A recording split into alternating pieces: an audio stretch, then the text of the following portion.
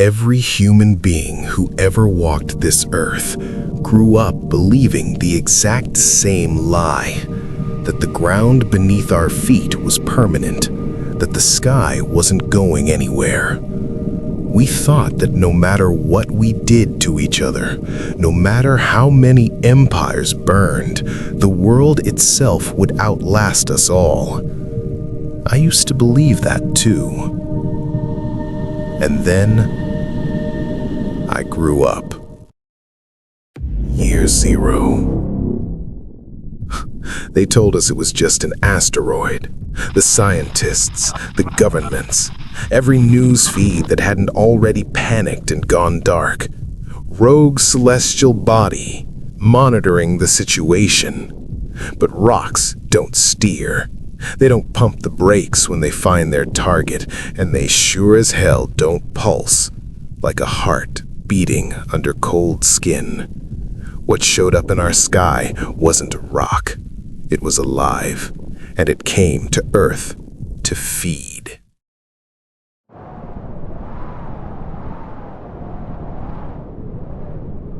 Year 150.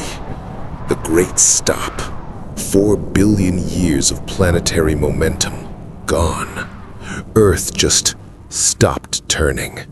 One half locked to the sun, boiling alive. The other half staring out into deep space, freezing into dead rock.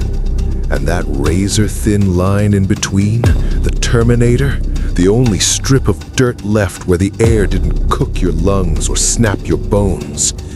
That's where 8 billion people ran. All of them, same direction, crammed into the same narrow band of dying ground. I wasn't even born yet, but I know exactly what it feels like to be suffocating in the cage they built on top of it.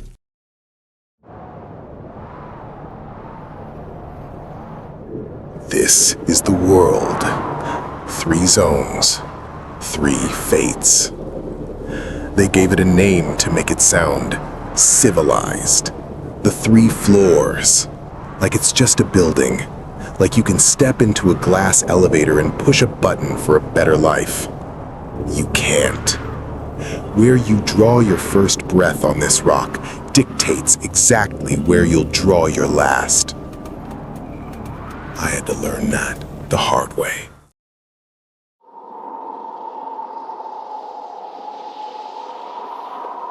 The null, the dark side.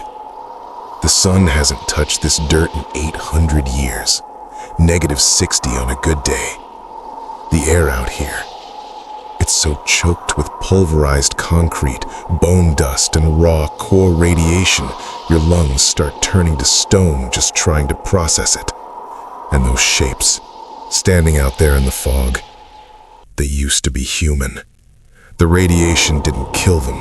It cooked them from the inside out, fused their joints, turned their cells to solid glass. They don't scream anymore.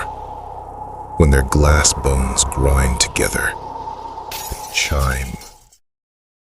They will stand there for years, not hours, not days, years, just waiting. One sound, a heavy footstep, a breath you didn't mean to take. A single pebble shifting in the dirt, and everything in a half-mile radius is coming for you. I grew up learning how to be quieter than a graveyard, not because I had a teacher, because the alternative, slow, dark exhale, was becoming one of them.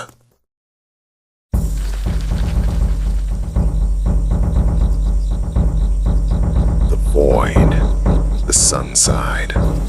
1,000 years of unbroken daylight and raw core radiation. Out here, every living thing spent 1,000 generations evolving into something designed to kill you in a brand new way. It is the most breathtakingly beautiful place left on Earth, and it's the most honest. In the void, everything that wants you dead actually looks like it wants you dead.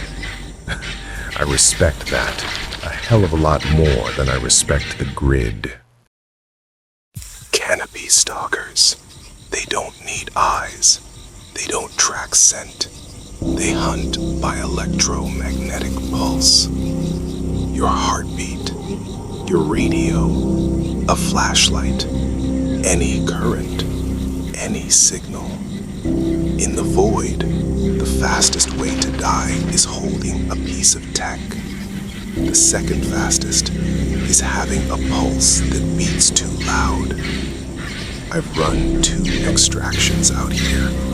Both times, I dumped my gear at the wall, went in with nothing but a blade and a held breath. Both times I walked out. Most people don't. And then, there's the grid, the middle floor, the one they promised was for everyone.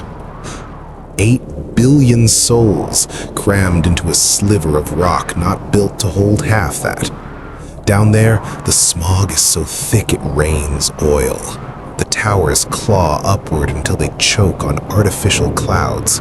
The slums at the absolute bottom, they haven't seen the sun in 4 generations. Permanently buried in the shadow of the infrastructure sitting right on top of us. And that infrastructure? Permanent, bitter, nowhere. It belongs to someone else. The high ring. The top 0.01%. The executives, the politicians. Every single architect of the machine that keeps the floors below exactly as miserable as they need to be. They finished it in year 750, called it a miracle of human engineering. What they left out of the history vids is that they built it with slave labor. Millions of bodies buried in the smog down there, raising a paradise they would never be allowed to breathe in. And they've been quietly, ruthlessly packing their bags ever since, because the core is still eating this planet alive. And when there's nothing left to steal, they have a plan. They call it the final departure. I call it what it is. They're going to bleed this Earth down to the bedrock, strip the null, burn the void, suffocate the grid block by block. And when the core is done eating, when the shell finally cracks, they drop the tether. They leave. And 8 billion people down here burn. Don't call it a conspiracy. It's a schedule. 4 megacorps own the cage, LMN Nexus. They mine the dark with the bodies of the desperate. No safety, no exit, just quotas and whatever's left of you when the machine is done. Sylvan Bioorganic. They don't call it burning. They call it reclamation. Entire ecosystems erased, so something cleaner can take its place. Wargrave Industries. They don't start wars.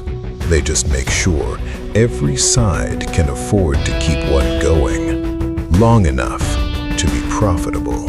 And Aegis Infrastructure. They control the air, the water, the light you wake up to. Every breath you take, already priced. Miss a payment, and the system reminds you exactly how much oxygen costs. This isn't chaos. It's design. A system. Refined. Balanced. And completely indifferent to whether you survive it. I work for LMN. I follow the orders. I cross the zones. I pull the extractions. And I come home, breathing. I'm damn good at it. I have to be. Because if I slip up, if I'm a fraction of a second too slow or careless, or I let the wrong corporate suit look at me for a heartbeat too long, they find out what I actually am.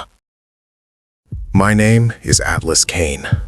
I was born in the dark of the null, and I carry its plague right in my blood.